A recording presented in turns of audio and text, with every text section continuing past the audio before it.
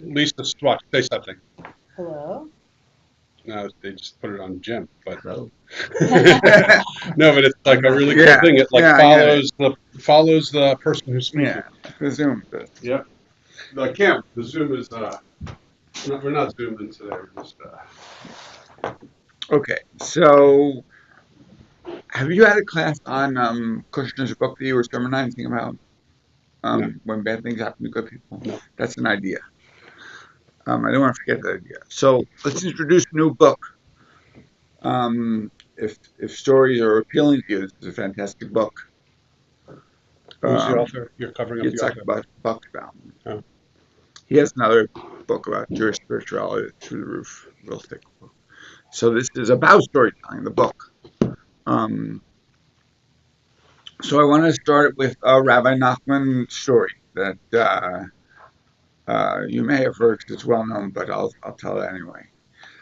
Uh, there once was a king who went to his prime minister one day and said, "Prime Minister, I'm getting bored every day doing the same stuff. I want to do something new." And the prime minister said, "Well, that's really up for you to figure out. It's your life. You have to figure out what's new for you to do."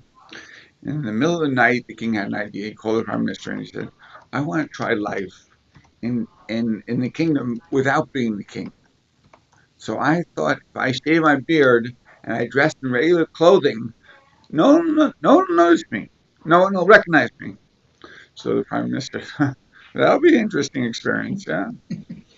So the next morning, the barber shaved his beard. The royal barber shaved his beard. He put on a pair of jeans and top like regular people. This was about 300 years ago in Afghanistan, so it wasn't jeans, but you get the idea. So he goes out uh, into the kingdom, and it is a fascinating experience for him. He sees someone spit. He never saw anyone spit before. He sees husbands and wives arguing with each other. He'd never seen that before. So it's really a fascinating day for him. And near the end of the day, he almost takes a look over his shoulder to look for what would normally be his entourage to bring him home when he's tired, carry him home, except that there's nothing there. So he's like, oh. So he's in the Jewish quarter, of course. And well, Hey, he's in the Jewish quarter, and it's almost Shabbat. So he happens to notice a certain window has a real powerful glow coming out of it. There's a good energy coming out of it. So he said, "That's the place for me to knock on the door." He knocks on the door, and I open the door, and it's an old couple, very poor, and they see the king dressed as a regular person. They say, "Yes, can we help you?" And he starts telling me that he's a stranger in town. He just wanted to maybe come in and rest. And they say, "Oh, come, welcome, welcome, welcome." Well, they serve him Shabbat dinner and they have a wonderful time together, the three of them. And at the end of the meal, the king's ready to take leave. He should leave. And he says, "I have to ask you one question. When I was in the courtyard, I looked around and there was this great glow coming from your window. I thought you were just important people and had some wealth about you, and I come in and you're poor. You're very poor." So they smile at him and they say, "Well, we're well taken care of." And the king says, "Oh, you mean you have a rich benefactor that takes care of us? God takes care of us." So the king sort of smiles and says, I'm sorry if I'm not a believer, but I can see he does take care of it. That's wonderful." And he says, "One more question. What work do you do?" And the man answers, "I fix shoes." So the king says, that's a good profession. So the king takes his leave and he goes back that evening, tells the prime minister about his day. He says, "I want to test him. I want to test this family, this couple, see about how the faith thing works." So he says, "I want you to test the prime minister. I want you to go out tomorrow morning with a dozen riders and spread a decree around the kingdom: no fixing shoes by order of the king." And we'll see how he does. So that's what happens. The man goes out, and the prime minister early in the morning spreads those signs all over the place. Our hero wakes up and he says his prayers, eats a morsel of bread with his wife, said goodbye, walks out the front door, and on the tree right opposite his door, no fixing shoes. And it's like, I've never heard of such an absurd thing in my life. So he turns around. First, he actually offers a little prayer up. He says, I don't know what's happening, but I know I keep my heart open, my eyes open, things will work out. Turns and goes inside to his wife, tells her about the sign, and he decides that he has a couple of tools that he can spare, that he can do without in his chest, in his little chest. And he brings a couple of tools to the marketplace, sells the tools, and buys a barrel and starts carrying water. He said, that's one of the tools. I can do that. I don't have too many skills, but I can do that. So he carries water for the whole day out from the river, serving people that need water. And he comes home at the end of the day with the same 5 kopecks that he normally would have. His wife's happy to see him, happy to see the money, happy that he's okay from carrying the water. Go off to the market, the buying miller celebrating that such good fortune came to them, and just knock at the door. And the king, still in his jeans and his t-shirt, and he says, I saw the decree, I was worried about you. Obviously a baloney. And the man starts telling him, well, let me tell you what happened. His wife gives him now this. So first, come in and share our meal with us. They share their meal. After the meal, the king says, now tell me what happened.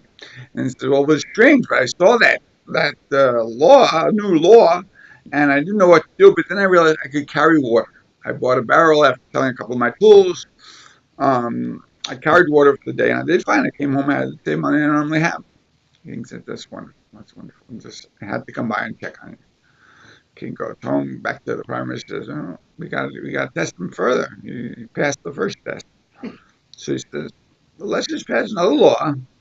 No carrying water for others by decree of the king. So he wakes up in the morning, says his prayers, shares a morsel with his wife, comes out the door. On the same tree, right next to the first decree, the second decree, no carrying water. And now this is really strange. Offers up prayer. Help me keep my heart open, my eyes open, it'll work out. So he looks around and he sees a bunch of youth. They're heading off to the woods to cut wood. In this era, the kids would be cutting wood once they were finished with school at about 3rd grade. So he says, children, can I join you? Just for the day. I lost my work. I don't know. I'll do the hard work for you. I know I'm old, but I'll do good work. They say, yeah, come join us. He joins them, cuts wood, comes back at the end of the day, has this 5 kopecks. He's off with his wife to the market. They come back. They're sharing their meal. King comes visits again. And King says, I can't believe it. The man starts to tell him the story at the front door. Wife gives an elbow. They bring him in, share a meal. And he says, what happened was I came to the door this time with my barrel over my shoulder, and I saw the new decree. To be honest, I threw the barrel to the ground out of consternation and upset. And then I saw the kids going to the forest to cut wood. I joined them. I made my 5 kopecks. That's great. You're really finding your way. So the king says, let's take a different tack. Tomorrow morning, go into the forest and arrest those adults that are in the woods, cutting wood, that is really work for the kids, and bring them back to the castle and put them into the army.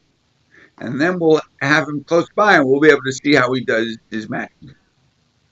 The prime minister says, okay. So the man wakes up, has his morning with his wife, goes up to the front door, finds the kid, goes into the forest, starts cutting wood. Later in the morning, the troops come down and they sort of arrest the adults. There aren't too many of them. Bring them back to the castle, put them in the army. The man comes home from the end of his workday, and he has, believe it or not, a suit of armor. A very peaceful man, but he has a suit of armor. He's now in the army. So his wife says, wow. And he says, the only problem is I won't get paid to the end of the month. And they have no savings. So they're thinking, and the wife comes up with the idea. I'm looking at the sword and says, that sword would be worth a lot of money in the marketplace. And he says, I know. And she says, and you're a very peaceful man. You'll never use it. He says, yeah, but I sort of need it at work. She says, well, let's go to the marketplace and find a handle. sell the sword, and then we'll buy a handle, and you'll craft yourself a blade of wood. It'll stay in the sheath. No one will ever know. It'll look like you have your sword. So he says, that'll work. They go to the marketplace. They sell the sword for a lot of money. They find a handle, just the handle, and they buy their food. They come home. They're sharing their meal, and he's crafting the blade of wood. And King comes to the door. He says, "How'd it go?" He says, "Well, it went well today, but believe it or not, when I was cutting wood, the army came down and arrested me for doing so, and they brought me back, and now I'm working in the army. And if you don't believe it, look at my suit of armor." He points to the suit of armor. And King says, "Wow." And the man says, "The problem was," talking to the king, "the problem was I had no money because they weren't going to pay me till the end of the month. But my wife had a great idea: sell the sword, buy a handle, and now I'm crafting away a blade of wood. So no." King starts smiling and starts to have some ideas. They part. They say goodnight. The next day, there's going to be an execution of a young child, a young girl who was caught stealing bread. But in Afghanistan 300 years ago, if you're caught stealing, you lose your life. There's a whole stage. A lot of people come out to these executions. So everyone's ready. The executioners are there, and the king is there. And the king stands up and says, "We have a new practice we're beginning today, that our newest recruit in the army will do the executions." And points to our hero and says, "I would like you to come up and do the execution." So he comes up to the stage and he says to the king, "Is it all right if I say a prayer?"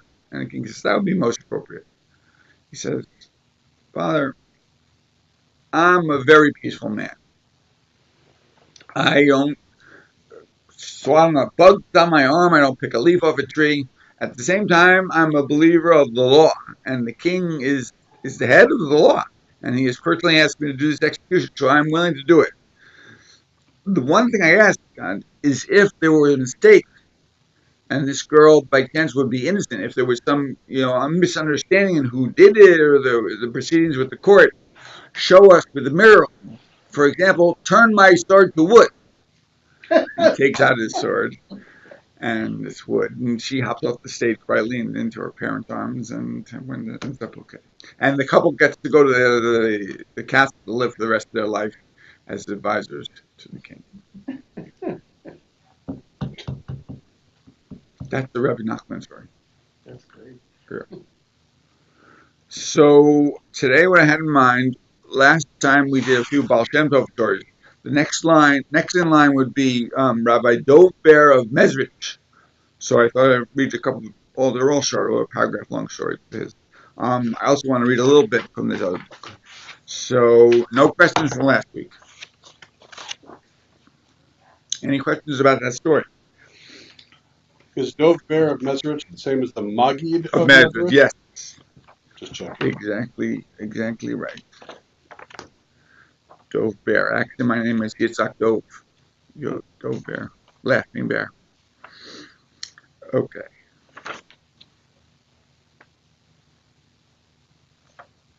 I'm looking at last week. Remember, one of my themes I want to continue from last week is to don't spend too much time fretting over whether the stories happened. And what I'm going to read from that other book, we'll talk about that, but I think it's really liberating to move away from that. It's okay to play with it, but try not to be frustrated by it, and certainly don't let it, take your attention away from what's happening and what are the intentions of the story. What are we supposed to learn? So, and I love sharing that line with kids. They actually like it. I think they find it very freeing. I'm not sure because young kids. I don't say young kids. I let the 3-year-old, the 5-year-old, even the 7-year-old, let them enjoy them while they're thinking they happen. But once they get older, I think it's useful. Here's your. You're great. I'm just here. Linda. I'm sorry I'm late. I was No. driving around and I couldn't find the keys. No apologies. No I apologies. blame you entirely. Okay. So let's start with the book. I am a fan of Franz Kafka. He's my favorite author. So when this book mentions his name, they mark the page. This will also mention Nellie Wiesel. So I thought it was just right. Stories are a world unto themselves. They float midway between heaven and earth. When a person reads Kafka, for example, he need not ask if the story occurred. Certainly Kafka's mysterious tales emerge from incidents in his own life, but which contain ah, certainly Kafka's mysterious tales emerge from incidents in his own life, but which contain the deeper truths. Would we have been better off if he had written instead biographical stories that really happened? Obviously not. The transformed fictional stories are truer than what happened in real life. So the idea that a fictional tale, it could be a parable, could be a novel, somehow is getting to life truth. I think it's a nice way to talk about novels, for The example. good thing is that so Kafka didn't actually turn into a Right. cockroach. That's Right. just the story. It's good to know. That's exactly right. And he's a great author too. For that reason, for the Metamorphosis, and just all his tales are sort of wildly, Kafka's phenomenal. right, Fascinating. right. I like my favorite. I think of Kafka Hmm. is At the Gates of the Law. Yeah, I'm familiar with that. The And he gates- waits there for a long time. Right. He Gets waits. to know the fleas. Right. He waits at the gates of the law, waiting for. It's kind of like a high holiday tale, in which it's like waiting for permission to enter into the gates of the law. And he's been waiting there for years at the entrance to the gates of the law, and no one's let him in. And finally, I think I can't now. I'm struggling if a person came through the gate or if someone came up to him from the backside, but said to him, "Why are you waiting here?" And he goes, "Well, because no one's let me in." And they said, that, and the person says to him, "Ah, yes, but this gate was only for you, and now I'm closing it." And it was you waited, and missed the chance. Is the message of the parable from Kafka, but it's this powerful message that a person's waiting and wondering why no one else is trying to enter, only him, and it's because it was just his responsibility. And At the Gates of the Law, I think it comes from I think it can be found within the book, The Penal Colony. It's a collection of stories. I'm pretty sure it's Penal Colony, not positive. But Kafka is Jewish. True.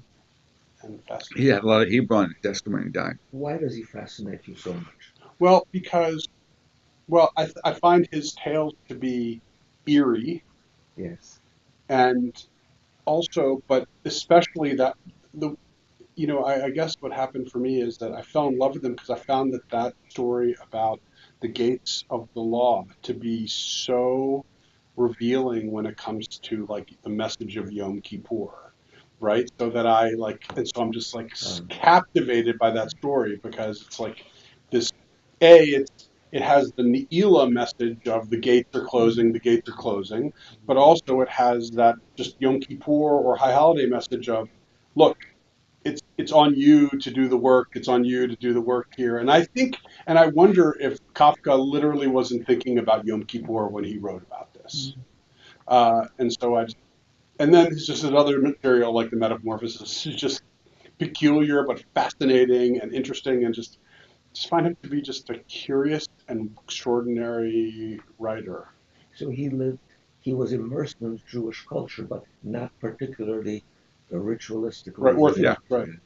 Yeah. And that, what you're just saying right there is so interesting in terms of what's going on right now. So Kafka, who wasn't observant, but clearly was just aware of his Judaism and cared about it, just wasn't so observant. He was a Reformed Jew, essentially, or a liberal, secular Jew. And now, with respect to Israel, like how many people have you come across in the last 2 weeks who have rediscovered or re-embraced their Judaism over the last 2 weeks because they realize, well, like I've just been this kind of, not, I don't want to say marginal, it's not the word I'm looking for, but just like a very secular or just not active Jew. Known I'm a Jew, but not active. And suddenly you realize when you see the fact that we really are vulnerable and that and then what's going on in Israel is not just an Israeli issue, but a Jewish issue, because, and as you can see by the fact that we have 3 police officers here right now, it's a Jewish issue that suddenly so many people are kind of seeing the Jewish work, seeing things through Jewish eyes, in the same way that Kafka saw the world maybe through Jewish eyes without really being an observant Jew. Go ahead. You're on. Sorry. No, I'm a huge fan of Kafka. That the Gate story is only about 3 pages, I think. Right. It's brilliant. I think it's like a little parable within the book, Penal Colony. It's like it's not even it wasn't meant to be like a short story. I mean, it is, but it was just a little parable within his book. It's short. Anyway. Okay, so I'm going to read the paragraph here that will continue on this theme of did it really happen? I'm obviously a little hyper-focused on that issue. Hope that's okay. Perhaps I can illustrate this issue, that the stories can be truer when they're fictional sometimes. Perhaps I can illustrate this by analyzing a Hasidic tale. When the Baal Shem Tov was still a hidden tzaddik, often early in their life they're not known. His identity concealed under the guise of a simple villager, he was once the guest of a wealthy and charitable Jewish farmer who had a special house where wandering poor people could stay for a week or so. Late one night when the farmer had undressed and was about to go to sleep, he was surprised by a brilliant light entering his window. And he went over to see where it was coming from. Seeing that it was from the poor people's house, he became afraid. He was afraid that a fire had broken out, so he quickly dressed and ran over to check. When he looked in the window of the Baal Shem Tov's room, the source of the light, he saw the Besh sitting on the floor reciting Tikkun HaTov, which is midnight psalms. His outstretched hands were raised to heaven, and his face was glowing with a brilliant supernal light as tears ran down his cheeks. That's all about the Baal Shem Tov. Startled, the farmer fainted and fell. The Baal Shem Tov heard the sound, went out and revived him, and he made him promise not to reveal that he was a hidden tzaddik. The next couple of paragraphs, I don't want to read them, but where they go is to an interesting place, saying there was a custom of people studying in the nighttime for pious people to light a candle and be studying. When a stranger would come to town in the evening, they would know both who is awake by the candle as well as who might be likely to house them with a willingness to welcome them. So the writer of this book, Yitzhak Buxbaum, points out that what could be a true story, coming into town and finding a place to stay because of the candle, is transformed into, let's make it the Baal Shem Tov, and let's make his face shining, and what we take from the story is obviously it elevates the Baal Shem Tov in our eyes. So if that's the purpose of the storyteller, then it's the story that works. All right. Now we get to our Magid of Medrash. Magid means storyteller, actually. So when you hear that title before a rabbi, it means they're a storyteller. Magid. From the same root as Haggadah. The Haggadah Passover is telling.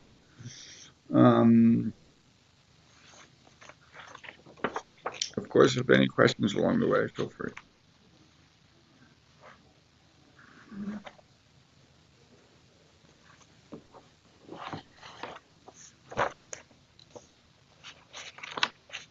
I'm all over the place.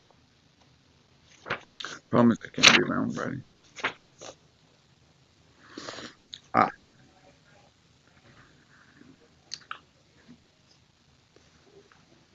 A lively imagination and a capacity for visualization are valuable aids for storytelling and listening. Rabbi Nachman of Bratslav said, "Others tell a story, I see a story." Quoting a famous Hasidic rabbi, one has to know how to tell a story so that it becomes alive. Even more important, one has to know how to listen to a story so that the listening conjures up a complete picture. One feels as if he is actually experiencing what is being described to him. Elie Wiesel, he said he's not here for that. Hear that. Elie Wiesel writes that as a boy, he accompanied his Hasidic grandfather to the Beit Midrash, to the house of study, and he loved the storytelling there. And when at the conclusion of Shabbat, I listened to the old men speak. This was Elie Wiesel talking. And when at the conclusion of Shabbat, I listened to the old men speak about their respective rabbis, I closed my eyes to see what they were seeing. It's a large part of, not like it's the majority, but a significant role storytelling plays. And you just missed our Elie Wiesel quote. I did? Yeah. Oh. Right there.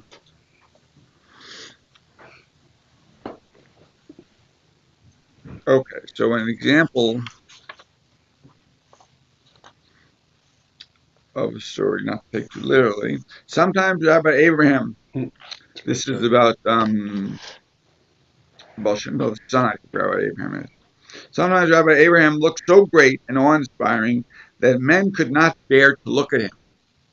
So this is this theme of a shining face, which the other traditions have. I mean, in Christianity, they'll have Jesus' face shining. We talk about Moses' face shining. So a very holy person, you have to be quite a level, can have a face that shines, with some, it could be a different thing. It shines with love, it shines with energy, it shines with piety, but a lot of stories talk about it. Sometimes Rabbi Abraham looked so great and awe-inspiring that men could not bear to look at him. One tzaddik, who was performing some holy rite, did look at him and forgot whether or not he had said the blessing. On his return home, he refused both food and drink. Another marshaled his courage for 4 whole weeks. When he crossed the threshold and saw Rabbi Abraham binding on his tefillin, he trembled and turned away and did not again venture into his presence. So they're having a tough time going to be near this rabbi because his shining face.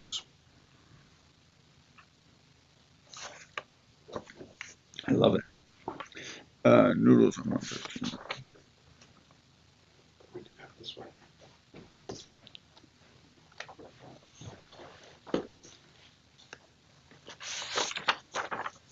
This one's called nearness. Same idea. A disciple told, whenever we rode to our teacher, the moment we were within the limits of the town, all our desires were fulfilled. And if anyone happened to have a wish left, this was satisfied as soon as he entered the house of the Maggid.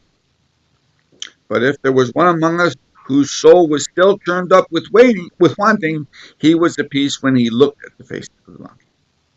So everyone, when they get into the town limits, they're satisfied. If not then, when they're in his house, they're satisfied. If not then, when they look upon him. So this story, I have an odd but appropriate connection. I had a therapist when I was in rabbinical school who had a very deep Buddhist practice. And she was really sort of magical as a therapist. I mean, she was just very powerful. And one time, I just felt regularly how driving to her, I would she's going to have answers for these difficult questions of mine. How to respond to my wife or whatever it was. And I told her once, I said, it's just amazing the confidence I have when I'm coming to you. Anyone have an idea what she said to me? She said to me, the key is realizing it's within. So we all have that higher self within, which really I equate with God. So. Why did you feel that only when you were going to see her and not at other times? Good question. Let's say we all have it because within you were us. bringing her into yourself. Okay. I think you were relating to her even when you weren't with her. I could tap into her as like a voice. That's probably what was going on. So without her, I wasn't tapping in to answer the question. You still had it. What? But you still I had it inside. So we all have it. It's hard to tap into it. Yes. When you think of her, then she's. Yeah. Or a Rebbe. She's influencing you. Or I could say to myself, what would she say? I started taking notes. I'm a big one for therapy. I started taking notes before my therapy appointments. I write down my questions, and then the next day I would write down my responses, my own responses to my question, to teach me that I have the answer, which was there. Mm-hmm. Then I'd only have the toughies left for the therapist. My stepfather was born in Poland, Austria-Hungary, and he told a story. I don't know if it's appropriate or Very. a Hasidic story So my stepfather was actually a leftist, a Trotskyist, but his father, my grandfather, was very orthodox. So my stepfather used to tell all of these stories. One of the stories involved a character named Freund Greidinger. I'm not sure if he's familiar with Freund Greidinger.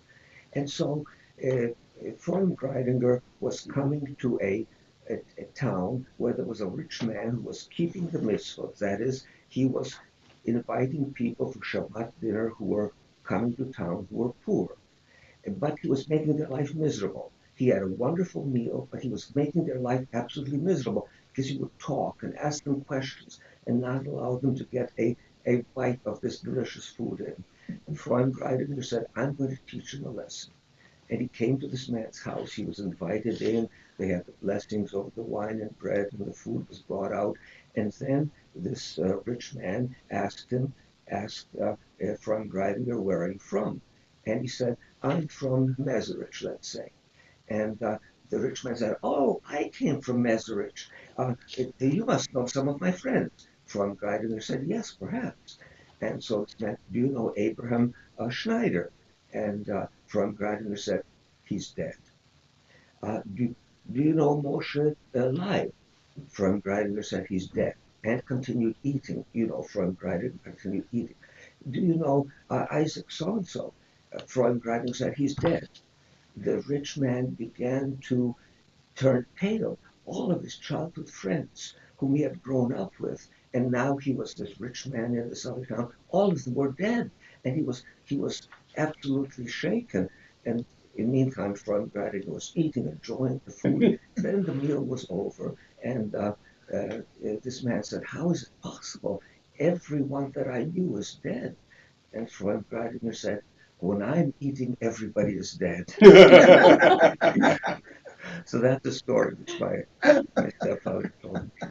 I like it. And many other stories. Yeah. That's great. That's a good story.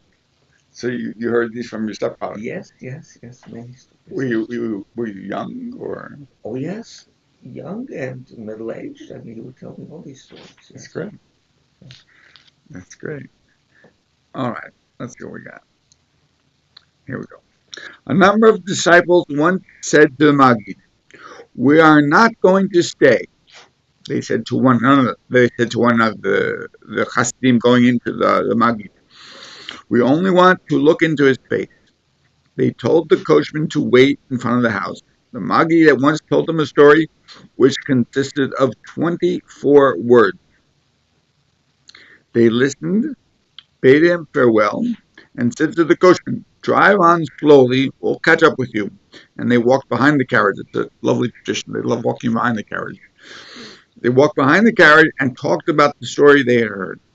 For the rest of the day and the whole night, they walked after the carriage. At dawn, the coachman stopped, looked back, and said crossly, that's the coachman,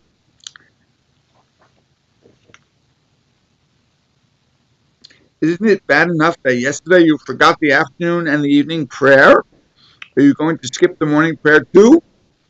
He had to repeat this 4 times before they even heard him.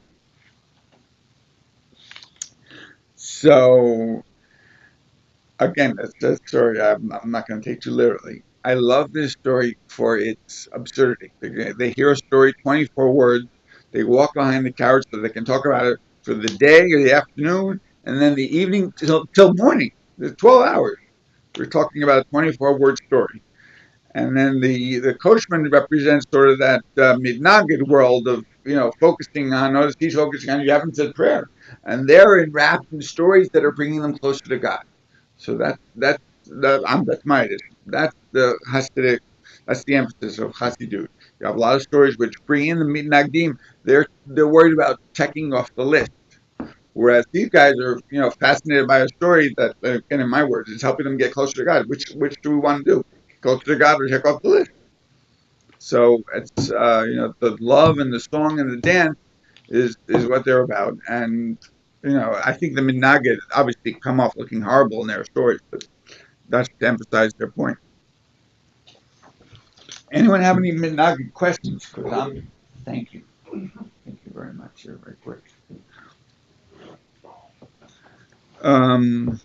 I don't want to go into the whole history of it, but there was obviously the schism in Europe, and the Hasidim did so well eventually that the other guys were known as the opposers. So Is that what Midnagid means? yeah, Neged is against Adam and Eve. Eve was naked, opposite. And so they were this from Lithuania, from the Gaon of Vilna. Is that the The Minagid, there was a center. He would be a leader of the Nagdim. That's right. who wanted to emphasize study as opposed to um, prayer or Prayer, contemplation, walking in the forest, and I would say that today's Hasidim, would have some of that. Now, they have the part half would be in that ritualistic world of having a checklist. So, so don't go to a Hasidic family today and say, "Oh, forget that. I don't do that."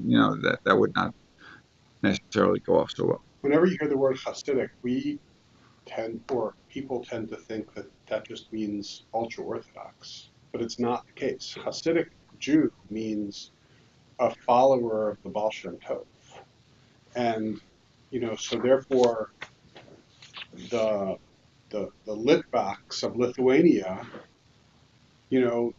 current day in Israel, you see them walking around. They are if you can't just call any ultra Orthodox Jew a Hasidic Jew, because that is they would say, I'm not a Hasidic Jew, and or specifically I'm not. I am a Litvak. I am whatever. I guess I don't want to come up.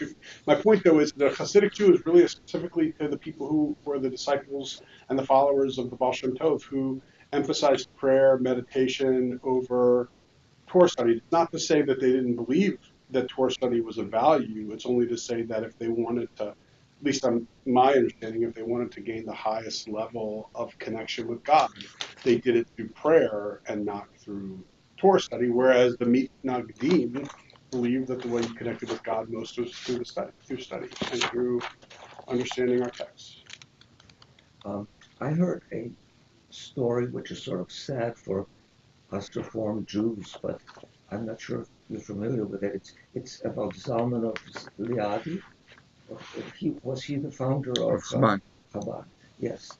So the story, apparently it's true, is that Napoleon was invading Russia, and many people said Napoleon is going to bring freedom to the Jews and equality, which he did in Western Europe.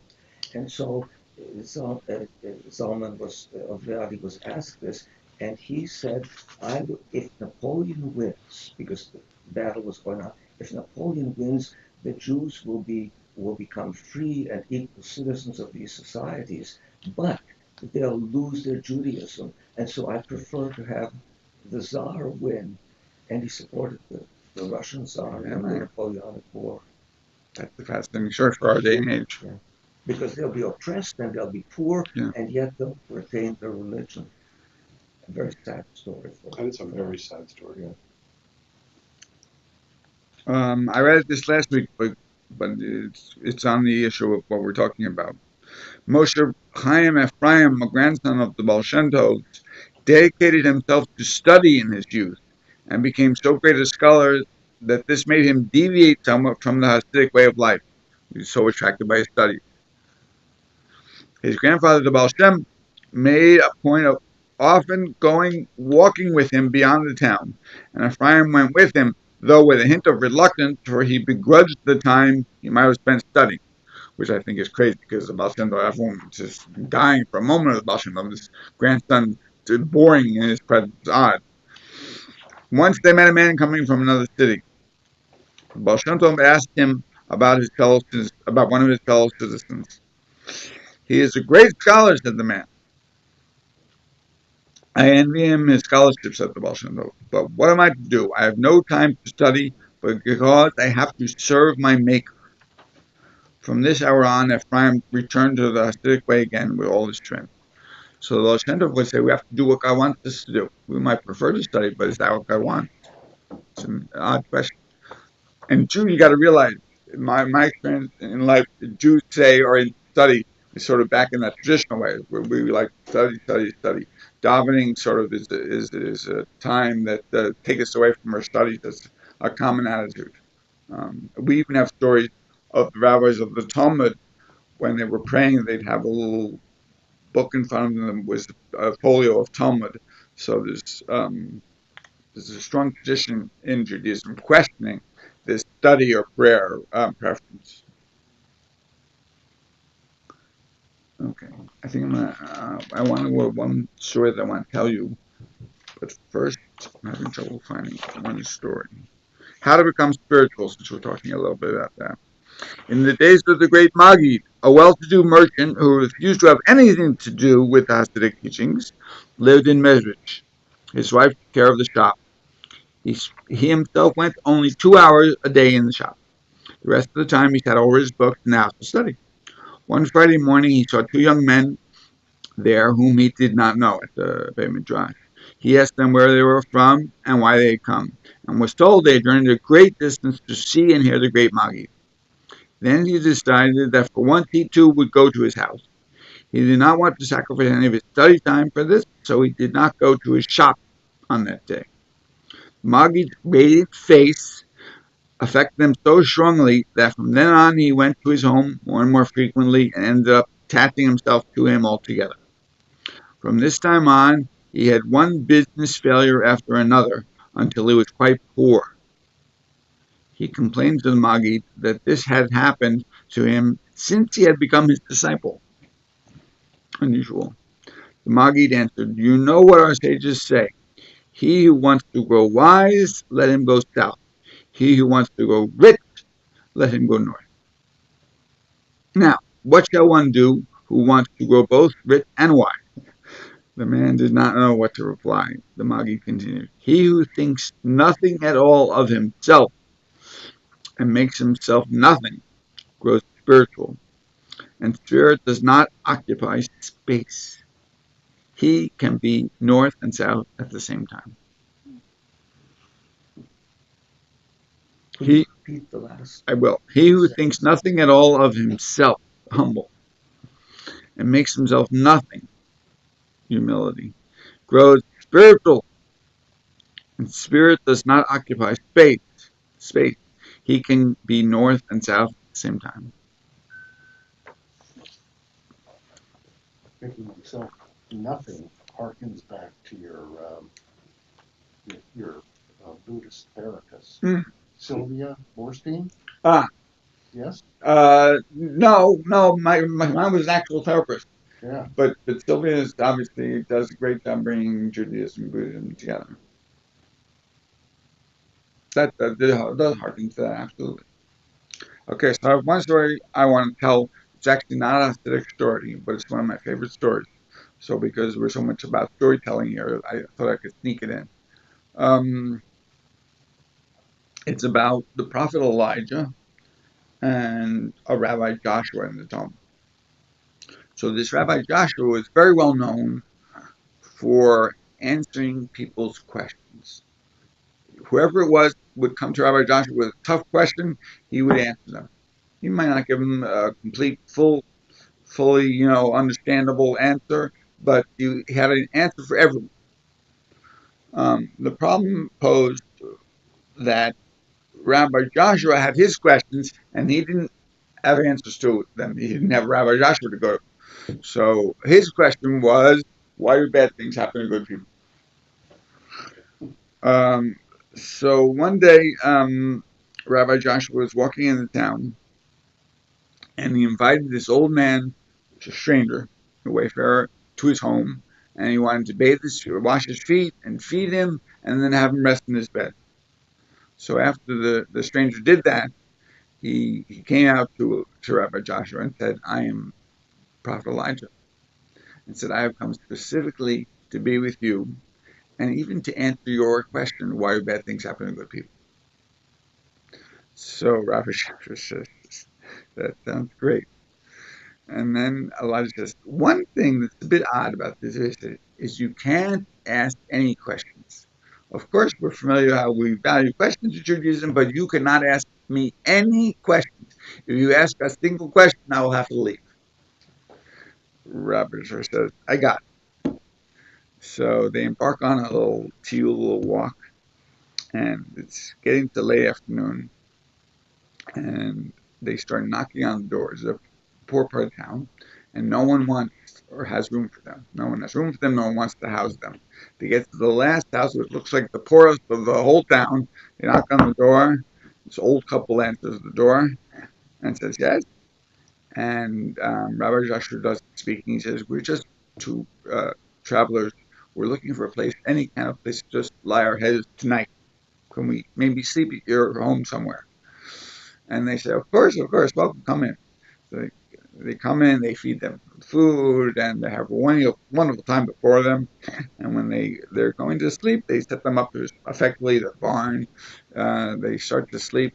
And before going to sleep, Elijah stands to pray. And he's praying sort of standing against near by the wall. And Rabbi Joshua is listening very attentively. And Rabbi Joshua thinks he hears in his prayer, please kill the cow. And Rabbi Joshua quickly realizes, I can't ask any questions. I just gotta, I don't know why this is a Swedish couple, the old couple, the cow is a really part of their livelihood. And he said it to himself. And in the morning, they wake up, everyone's okay. She goes out to milk the cow, and boom, flash of lightning comes down and kills the cow. And Rabbi Joshua again realizes, a little frustrated, a little concerned. They give Elijah and Joshua give some kopek to the couple to help them with, purchasing a new cow one day, and they leave. They're walking. Rabbi Joshua is biting his tongue, and they're finishing this second day's tiyul, and they're now in a very wealthy part of town, different town. Knock on the doors. They're failing to find a place to stay. They're at the last house. It seems like the richest house. They knock on the door. No one opens the door, but someone says, go away, from the inside. So Elijah is not deterred. Says, we're just looking for a place to sleep. We can do it outside. Go away. He said, you're the last house in the town. He says, okay, go around to the barn. Stay just in the barn and leave before sunrise. So they walk around back there. They have a place to stay. There's the barn as described, and they're going to sleep. And just before they go to sleep, Elijah stands to pray, and you can imagine Rabbi Joshua was really listening this time. And Elijah says, please repair the barn. Right where he was standing was this run-down corner of the barn with specifically some rotted wood. Please repair the barn. And Joshua is fit to be tied, knows not to say anything. In the morning they wake up, and miraculously, by angels, the barn has been fixed. So they stand up before sunrise. They're walking down the block, and right around the sunrise, Rabbi Joshua says, I can't hold it any longer. I was listening to you praying. I was listening to you praying when you prayed for the cow to die, and then when you prayed for the barn to be fixed. That was the sweetest couple. How would you kill their cow like that? And this guy doesn't even let us in, doesn't give us any water even, and you're praying to fix his barn. So Elijah says, well, as you know, Rabbi Joshua, I'll have to be moving on because of your questions, but I think you'd like to know what's been happening first. And Rabbi Joshua said, yes. And Rabbi Joshua says, wonderful.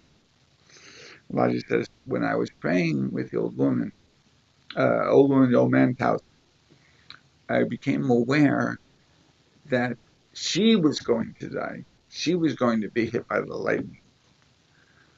And so I prayed just to a little small shift in faith to have the lightning hit the cow instead of her. And Rabbi Joshua goes, oh, I understand. That doesn't explain why you had to fix the man's barn that was so ruthless. He says, well, in that case, I was aware when I was praying that there was several coins of gold and a large treasure under the barn, that if if his men had gone to work to repair the barn, they would have found the treasure and it would have gone into his hands. So rather than that happening, I prayed for the barn to be fixed.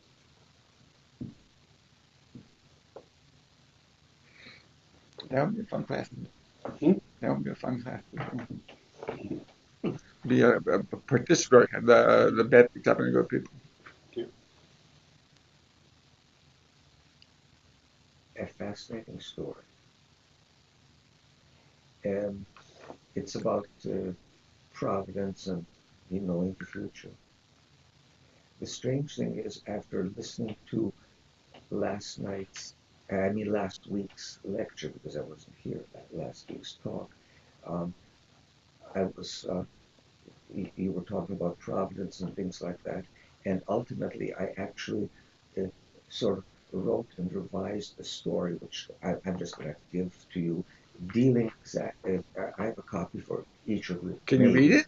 No, it's too long to read. How long? 2 pages? It's too funny. Actually, it's 4 pages, so, but I got a copy for it. And so keep it and look at it sometime. Have you ever told the story? No, it's not my story. It's an 18th century storyteller told the story. I revised a few little words, so it's for your enjoyment. It's hilariously funny. There are many other stories that it tells. Thank you. But I'll leave it for you. I would imagine you could tell us. I'll make a copy of it. Okay. I would imagine you could tell us one more story. No. He's I'm forgotten very bad. every single story. I'm like you. I'm very bad at telling stories. I mean, my stepfather was just wonderful at telling, but I can't. I just am unable to do so. I thought you did a good job with the story. That's right. I try to channel him. You do a good job. I have a best story. Yeah. Great. When I was in graduate school, I wanted an Can't hear unlisted. you. I'm sorry. When I was in graduate school, I wanted an unlisted telephone number, and it was difficult. You had to pay money for an unlisted number. This was back in the 70s, and what I told the phone company was I wanted my phone listed as J. Besht. And she said, "But your name is Jay Resnick." I said, "Yes, but it's for religious reasons." And they did it.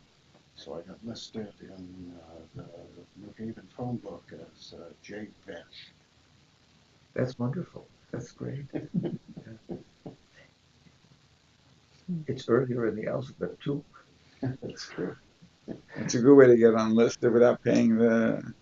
They made you pay more. They made you pay more for it, huh? Yeah. Yeah.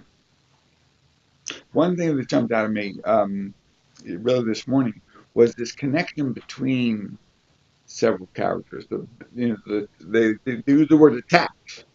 So and so attach themselves to the Maggid of Medrash. There's some very close, thing that goes on between the tzaddik and the parishioner. But I think we could take it as an interesting model for how we could be with each other. Really connecting on a soul level that you're aware of that we are each other. Everyone's well-being in the room I care about. So if you were to tell me that, heaven forbid, something, you have a child that broke an arm, that we would all respond as if it was our child. That's a good model for that. You get to have a copy back. Okay, thanks. Ooh, you missed a good best story. Yeah. I was thinking about the fact that. I didn't tell it. I was thinking about the fact that Elie Wiesel. I thought it was in this book, but for some reason I can't find it. But that Elie Wiesel would talk about how, because you've been talking about the historicity of these tales versus the myth of these tales, and Elie Wiesel, I couldn't find the reference, but talks about how it doesn't matter. He said that 1 + 1 = 2, but rather I think it was 1 + 1 is equals, us and God or something. I'm Mhm. struggling to remember the exact Right. quote, but it's like this beautiful notion about that whether it adds up or not is irrelevant. It's what matters is Yeah, that that it brings meaning, and I'm certain it's in here. I was struggling to find it, I think it might be in here too. He said one but it son, was Elie Wiesel's quote about Baal Shem Tov. It wasn't a Baal Shem Tov quote. right. I think it was more important that 1 + 1 = 2 is that we are one. Right. Something about unity. I don't know the wording either. This argument about whether something is true, which is true or fiction, or what really happened, did it really happen, was what you're asking. This goes way back, um, uh, and I don't know where I come down on it, but if, for example, Aristotle is supposed to have said that poetry, that is fiction, is more philosophical than history, because in fiction and in the stories, everyone gets what he deserves. Character is fate. Everything turns out the way it should. But in real life, accidents happen. A, um, a person can come down with a virus and die. A person can be in a car accident. A person can die of cancer. There can be a assassin who or like these Hamas people, an assassin who kills um, a president like Lincoln, and from my perspective, I'm sort of torn between these because I see a huge amount of tragedy and accident in life and history, including in the history of the Jewish people. And That when it's not a historical story, but rather it's a work of poetry, or it's a work, or it's just a myth or a metaphor, that it's still what it's doing is it's it's communicating the way that the world should be, and not necessarily the way that the world is. It's a fascinating idea. I agree with that. Or to offer a little edit, they're offering the way that we could be. yes, yes, Right, because you want a person to learn about values and about how to be. And if you hear the story about how this person managed to, you know, get rich because he or she, managed to kind of sneak the system a little bit, and get around, and succeeded despite the hard work or whatever the mess, we would be learning that ultimately is reality, So, but we're learning the opposite values. And so we want to kind of be strong and be consistent with our values and our hopes, and not necessarily teach and remind people about all the way that you can get around values and still succeed. It's kind of that's Aristotle who said that. yes, Wow. yes. yeah, he has another line about seeing, what's more truthful than what we see with our eyes is with our hearts, something on those lines. Oh, that's Groucho Marx. Who made That's a good pair. Nearly lying eyes. Aristo and Groucho Marx. Yeah, I mean, ideally, we want to treat all the. We were there a second ago when you were out of the room. We want to treat all children like they are children. Exactly a story, current day story where the reporter is in the West Bank. Is the way that story goes. It could be true, sure. I don't think so though. He's in the West Bank and firing starts. He's covering a rally, and the bullets start flying, and out of nowhere, someone comes carrying a small child, and he says to the reporter, he says, "You're the only way this child can live.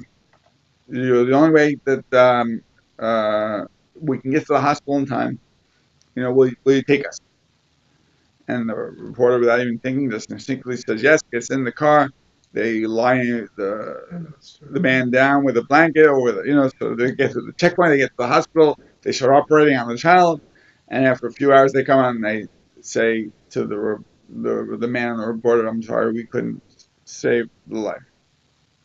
And he breaks into tears, does the man, and the reporter, after a minute, puts the hand on his shoulder and says, "I'm sorry, I don't even have kids. I can't appreciate how it is, to lose a child." And the man, like, has a reaction to that and says, "It wasn't my child."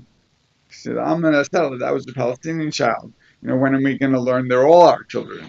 Hmm. And you hear a story like that, and it inspires you to treat all kids like they're ours.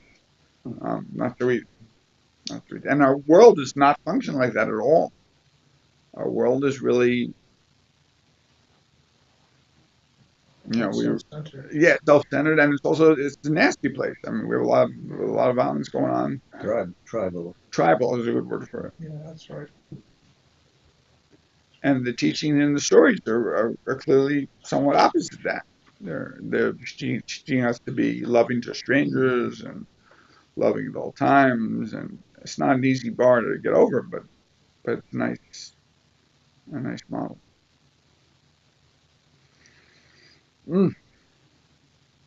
Anyone else have a story?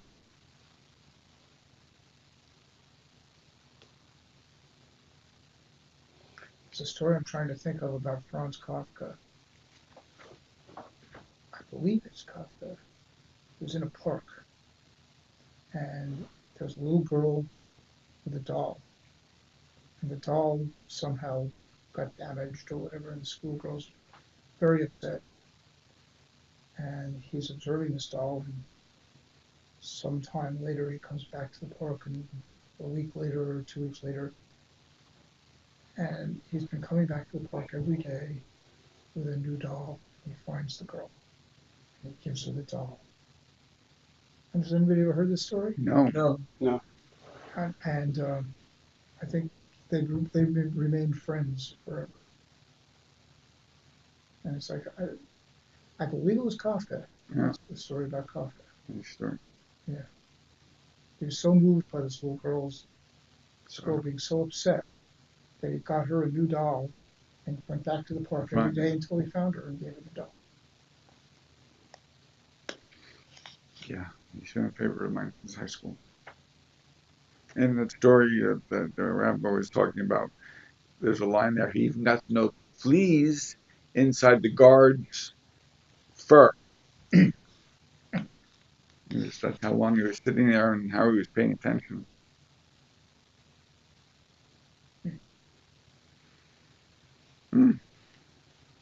All right, Thank you. I can say thank you. Thank you, Rabbi Nates, Thank for you, being Rabbi here Nates. and doing this. This has been Thank you great. very much. Thank you. Thank you for participating, though. Thank you for the story.